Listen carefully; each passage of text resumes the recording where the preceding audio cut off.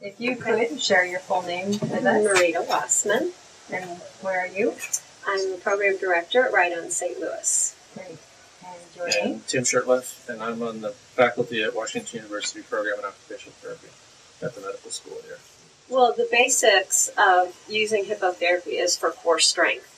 So when people are sitting on a horse and their hips are moving, they're basically able to be walking just as if the person were walking.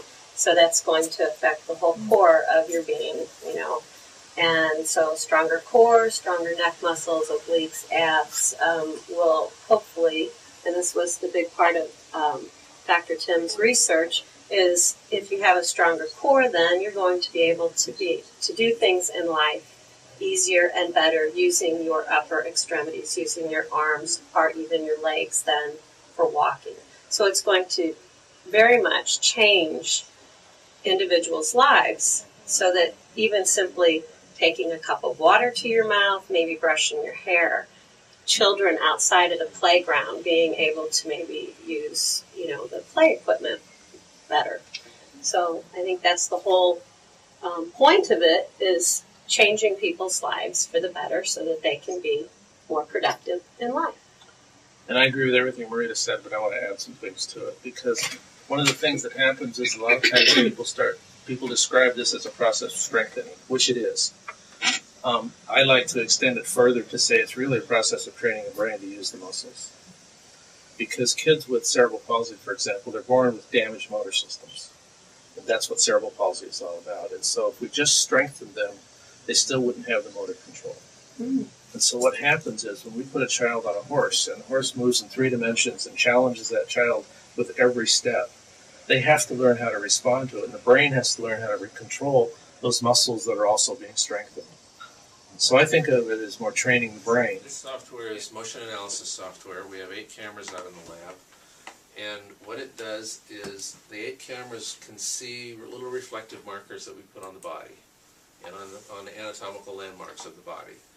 And anytime any 2 cameras can see those markers, we can fix their position in 3-dimensional space to about 0.5 millimeter precision. Wow.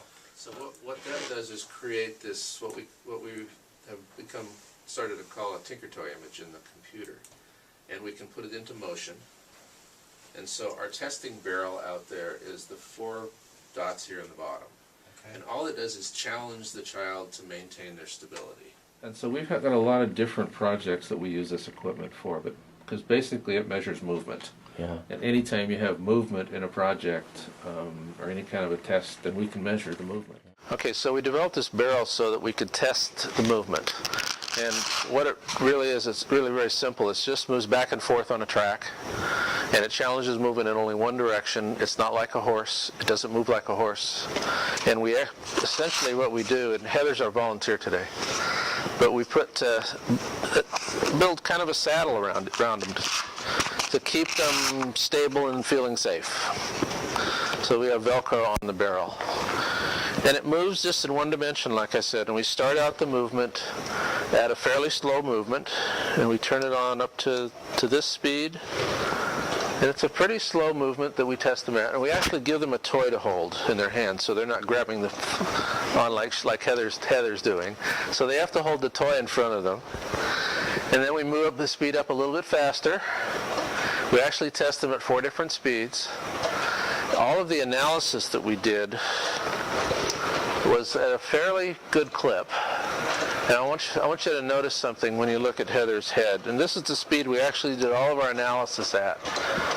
Notice that her head is not moving. Well, most people with a healthy nervous system can sit on this barrel at this speed and control their body because they've trained themselves their entire life to be able to respond to this to rhythmical movement, because we move ourselves rhythmically with our own legs. So what we're doing is giving these kids on the horse an opportunity to build that same ability to move rhythmically, which they may not have been able to do before because of their disability, because they may use a wheelchair, because they may use walkers and canes. And by learning teaching their brain how to control their body when their pelvis is in motion, which it is whenever we're walking around, is a tremendous benefit to these kids. And like I said earlier, once you have the strength in your trunk to be able to control your trunk, then your arms are accessible to you to do things.